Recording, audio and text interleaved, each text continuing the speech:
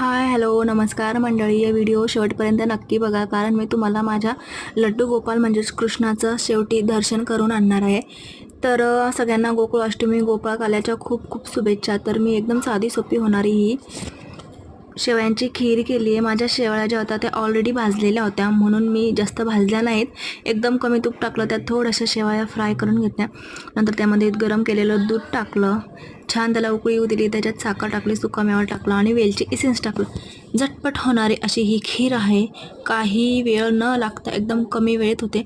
आणि मी म्हणजे असं नाही की फक्त खीरच बनवलेली, भरपूर पदार्थ बनवलेलं। तर देवाला मी नैवेद्य दाखवला, तर चला तुम्हाला पण देवाला नैवेद्य दाखवते, तुम्हाला पण घेऊन जाते। तुम्ही पण माझे लड्डू गोपाल बघा आणि मला सांगा की तुम्हाला माझे लड्डू गोपाल कसे वाटले। व्हिडिओ आवडला असेल तर व्हिडिओला लाईक करा, शेअर, सबस्क्राईब आणि गोड गोड कमेंट नक्की करा। लड्डू गोपालला वाढदिवसाच्या खूप खूप शुभेच्छा। धन्यवाद।